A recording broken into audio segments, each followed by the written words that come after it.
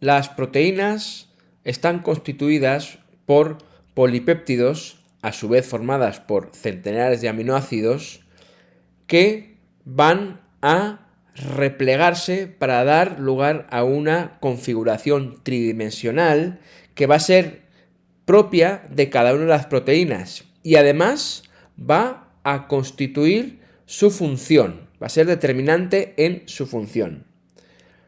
Se van a definir en este repliegue de los polipéptidos una serie de niveles estructurales de complejidad creciente. Así se define una estructura primaria, una estructura secundaria, una estructura terciaria y una estructura cuaternaria en algunas de las proteínas. La estructura primaria correspondería a la secuencia lineal de aminoácidos unidos entre sí por un enlace peptídico. Así empezaríamos por el amino inicial, aquí a la izquierda, y se van enlazando estos aminoácidos mediante enlace peptídico que se encuentra en el mismo plano hasta el carboxilo terminal. Por tanto, la estructura primaria correspondería a lo que es el polipéptido en sí, completamente lineal, sin ningún tipo de configuración tridimensional, y además, y que es importante, indica el orden en que se disponen los aminoácidos en la cadena y por lo tanto la secuencia de aminoácidos. Esta secuencia de aminoácidos, que ya veremos más adelante, que tiene su reflejo en las secuencias de bases del ADN, decíamos, esta secuencia de aminoácidos va a determinar la configuración tridimensional de la proteína y por lo tanto su función. Podemos ver aquí, en este diagrama, que los cuatro enlaces, en los cuatro átomos implicados en el enlace peptídico se encuentran en el mismo plano, porque esto ya lo sabemos, por las características propias del enlace peptídico que sería este. La rotación, por tanto, se haría a nivel de los carbono alfa, es decir, aquí hay cierto margen de rotación. Las cadenas laterales R se sitúan de forma alternada a un lado y a otro lado. Aquí también lo podemos ver, a un lado y a otro lado, hacia arriba y hacia abajo de la cadena. Esto es importante porque puede favorecer la unión de aminoácidos cuyas cadenas laterales R que hemos visto son muy voluminosos y por tanto impedir estorbos o lo que se denominan impedimentos de tipo estérico. Ya por último, tenemos por convenio un extremo amino libre al inicio y un carboxilo al final. Ya la estructura secundaria deriva de la estructura primaria y ya implica cierta disposición tridimensional. Son una serie de repliegues que se establecen en la propia cadena polipeptídica, a veces incluso entre varias, pero normalmente en la propia cadena polipeptídica, formándose unos puentes de hidrógeno entre aminoácidos no contiguos. Es decir, ya se empiezan a enlazar aminoácidos que no están aún, digamos, contiguos en lo que es la secuencia. De este modo se forman una serie de estructuras. Por ejemplo, una bastante común es la hélice alfa. El polipéptido forma, gracias a estos puentes de hidrógeno intramoleculares, forma una hélice destrógira, es decir, que gira hacia la derecha, en la cual aproximadamente hay 3,6 aminoácidos por cada una de esas vueltas. Y lo que podemos ver aquí es que se establecen los puentes de hidrógeno entre los grupos carboxilo de un enlace peptídico y los grupos amino de otros enlaces peptídicos. Y además, este enlace se establece entre aminoácidos que pueden estar algo alejados en la secuencia, es decir, este aminoácido está unido a este, y este está unido a este, y este a este, y este, pues a lo mejor está varios lugares más allá, pues ya se establece esa unión de puente de hidrógenos entre ellas.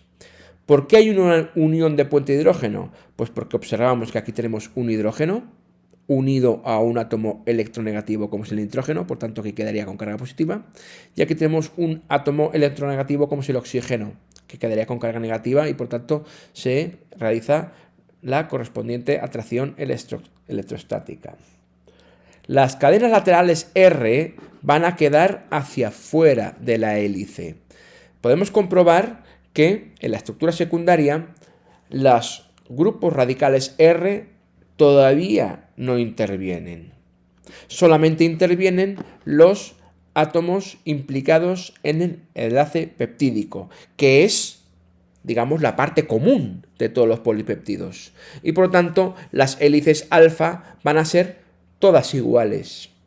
Lo único que va a variar es la longitud de las hélices alfa. ¿Por qué?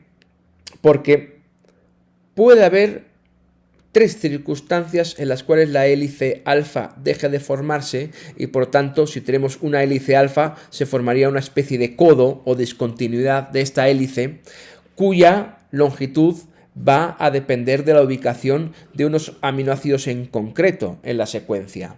Por lo tanto, aquí la variación que tenemos entre hélices alfa entre varias proteínas distintas sería su longitud. Quiero decir que la estructura secundaria, además de cierta disposición en el espacio, ya empieza a aparecer cierta variabilidad en la forma de las proteínas. Estas circunstancias son las siguientes. Puede haber aminoácidos con grupos R muy voluminosos que se acaben estorbando y por tanto no se puedan formar los enlaces de puente de hidrógeno y se establece la hélice.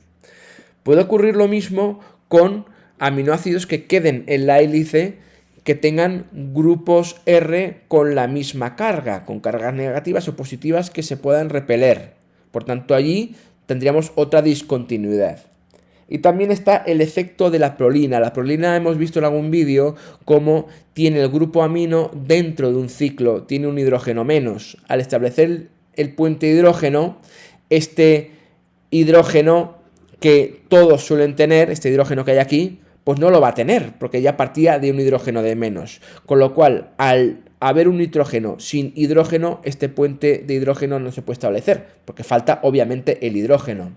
Por tanto, si hay una prolina, también se estabiliza en la hélice. Por tanto, en virtud de la ubicación de la prolina, de los aminoácidos con grupos R voluminosos y de los aminoácidos con grupos R con la misma carga, las hélices alfa van a tener una mayor o menor longitud. Otra disposición correspondiente a la estructura secundaria es la lámina beta. La lámina beta consiste en una cadena polipeptídica, también puede ser varias, pero una cadena polipeptídica que en vez de replegarse en forma de hélice, se repliega en forma de una lámina que además está plegada como si fuese un acordeón. Podemos ver cómo aminoácidos que no están contiguos también establecen los puentes de hidrógeno del mismo modo que pasaba en la hélice alfa, es decir, entre los átomos que están implicados en el enlace peptídico. Lo más normal es que las proteínas tengan una estructuración mixta, con partes del polipéptido plegados en hélice alfa y con partes en lámina beta. Además, la longitud de cada una de las partes que vamos a llamar dominios estructurales va a estar determinado por la presencia de esos aminoácidos que hemos dicho antes que desestabilizan esta estructura secundaria.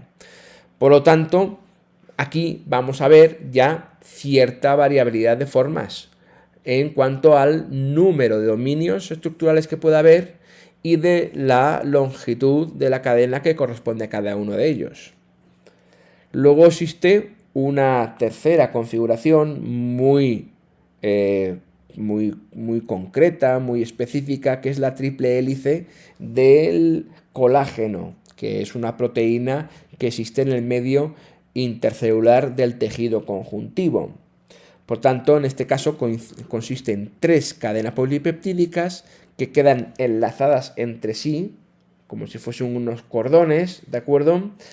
Ricas en prolina además, y estas 3 cadenas se disponen en una hélice levógira, es decir, que gira hacia la izquierda, más larga y de unos 3 aminoácidos por vuelta. De todas maneras, esto corresponde a pues, una disposición que tienen algunas proteínas fibrosas, unas pocas, como el colágeno. En la estructura terciaria, lo que hacemos es plegar los diferentes dominios de la estructura secundaria. Es decir, si en la estructura primaria teníamos una cadena polipeptídica lineal, que luego ya empezamos a plegar por dominios en la estructura secundaria, formando hélices alfa y láminas beta, en la estructura terciaria se va a replegar toda esa serie de dominios porque se van a formar enlaces de tipo débil entre los grupos R de los aminoácidos. Hemos visto antes, tanto en la hélice como en la lámina beta, que los grupos R quedan, pues en el caso de la hélice, hacia afuera, y en el caso de la lámina beta, hacia arriba y hacia abajo. No intervienen en estas digamos, tipos de estructuras. Sin embargo, en la estructura terciaria se van a establecer enlaces débiles entre esos grupos R. Además, pueden estar muy alejados en la secuencia, con lo cual obliga a todo el polipéptido a replegarse incluso fuertemente. Estos enlaces débiles son los siguientes. Se puede establecer puentes de hidrógeno entre aminoácidos que sean polares. Por ejemplo, esta que tiene un grupo hidroxilo puede establecer un puente de hidrógeno con este que es un grupo amido. Aquí tenemos el electronegativo unido a este hidrógeno, a su vez unido a otro electronegativo, y por tanto los puentes de hidrógeno se van a establecer entre aminoácidos polares, que son aproximadamente unos 8 que hemos visto antes. Además, como podemos ver aquí, obliga a replegar la cadena polipeptídica porque pueden llegar a estar bastante alejados en la secuencia. Bien, los aminoácidos polares van a establecer interacciones hidrofóbicas, o sea, enlaces hidrofóbicos que son ese enlace, esa fuerza Van der Waals típica de las moléculas polares, muy característica de ellas. Por tanto, los aminoácidos apolares, que era otro grupo, van a establecer entre ellos enlace de tipo hidrofóbico, como podemos ver aquí, que son todos completamente hidrocarbonados. Aquellos aminoácidos con carga, que hemos visto que son 5, pueden establecer una interacción iónica, por ejemplo, entre uno con carga positiva, porque tiene aminos en el grupo R, y otro que tenga un grupo carboxilo en el grupo R y por tanto sea de carga negativa. Por tanto, aquí se establece una atracción electrostática como en el enlace iónico. Y los puentes disulfuros se van a establecer entre las cisteínas, que tienen un grupo sulfidrilo, SH, que al eliminar los hidrógenos correspondientes unen los azufres de uno y otro y por tanto también se pueden establecer. En todos estos casos, las metioninas, por ejemplo, pueden estar pues uno en la posición 25 y otro en la posición 62. Y va a obligar a replegar a todo lo que es la cadena, que a su vez tiene sus dominios ya hélices alfa y láminas beta.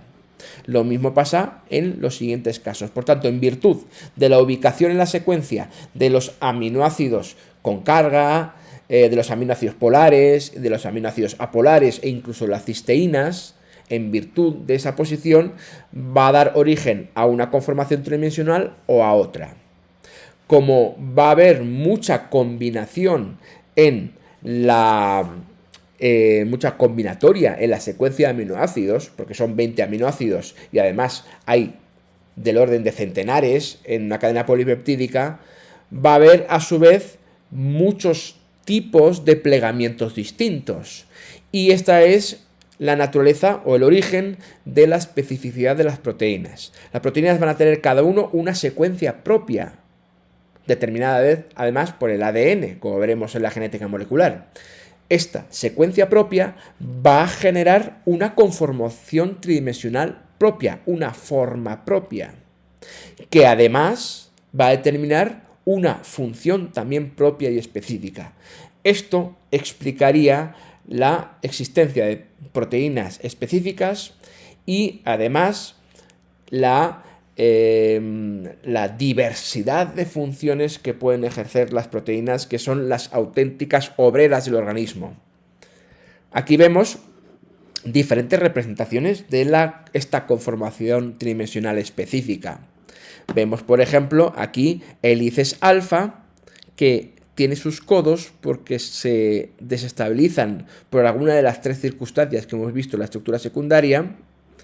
Tenemos aquí un diagrama de cintas, hélices alfa, y de estas flechas que serían láminas beta, y vemos cómo hay dominios distintos, está formado por varios dominios, con sus lugares donde se estabilizan estos codos, que además todo está replegado por la participación de los grupos R, que es la parte variable de los aminoácidos y por tanto ya dependiente de su posición y de la secuencia.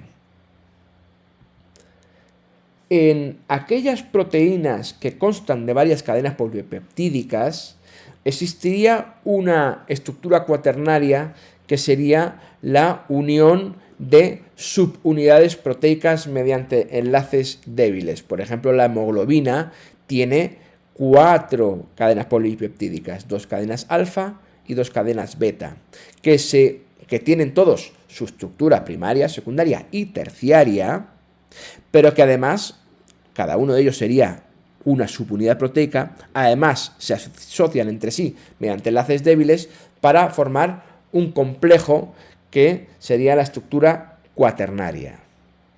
Aquí tendríamos una representación también en cintas y flechas de la misma hemoglobina, es otra representación, pero aquí vemos que cada dominio proteico tiene su propia estructura terciaria.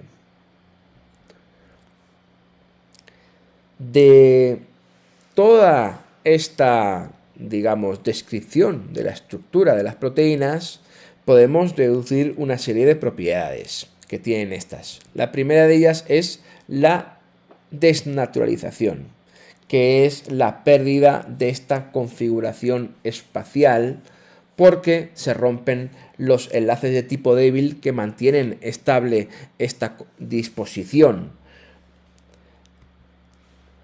Pueden ser por agentes físicos o químicos. Aquí veríamos cómo la conformación tridimensional se pierde cuando alguno de estos agentes físicos o químicos actúa. Y por lo tanto quedaría el polipéptido en su estructura primaria, y esta sería la proteína desnaturalizada. Claro, si hemos dicho antes que la disposición en el espacio, la disposición de la proteína, que además es propia, específica, es la que va a determinar la función de la proteína, vamos a pensar que cuando pierde esta forma, esta proteína desnaturalizada ya no es funcional, es decir, no funciona y pierde su actividad biológica. Este sería el proceso de desnaturalización, que además puede ser reversible o irreversible. Si es reversible, hay una renaturalización y de forma espontánea la proteína vuelve otra vez a adquirir su forma original y funcional. Bien, ¿cuáles son estos agentes físicos y químicos que pueden desnaturalizar las proteínas? Agentes físicos pueden ser variaciones de temperatura o variaciones del pH. También incluso la presión. ¿Qué ocurre? Cuando la temperatura sube mucho, se produce un agitamiento de las partículas y también de la proteína, y esa energía del agitamiento puede romper los enlaces débiles y por tanto hacer perder la estructura terciaria y por tanto la función. Con el pH lo que puede ocurrir es que, como hemos visto antes, pueda cambiar la carga de los aminoácidos, porque con el pH cambia la carga de aminoácidos. Entonces pueden o bien romperse los enlaces iónicos entre grupos de aminoácidos con carga y por lo tanto al romper esos enlaces perder la estructura terciaria, o incluso aminoácidos que estaban antes unidos aparecer repulsiones porque son de la misma carga que también conlleven a lo mismo, la pérdida de la estructura terciaria. También hay agentes químicos, por ejemplo, los propios cambios de pH, aunque también puede ser la presencia de iones u otras sustancias que puedan provocar estos cambios cambios iónicos en los aminoácidos y por tanto la rotura de algún tipo de enlace de estos débiles. Bien, en las desnaturalizaciones irreversibles no hay vuelta atrás y se corresponden con una intensidad especial de estos factores. Por ejemplo, en la temperatura, si el aumento no es muy elevado, se puede producir una desnaturalización que al final sea reversible. Cuando la temperatura vuelve otra vez a valores normales, y para eso tenemos el agua como termorregulador, la proteína que no tenía esta forma, de forma espontánea, vuelve a recuperar su configuración tridimensional. Sin embargo, si el aumento de temperatura es excesivo, aparecen quemaduras, por ejemplo, o el caso del huevo, la albúmina del huevo, al estar en contacto con el aceite hirviendo, se coagula, se naturaliza, pero cuando el huevo está a temperatura ambiente y se enfría, ya no vuelve a tener las mismas propiedades que antes. Estaríamos ante una desnaturalización irreversible.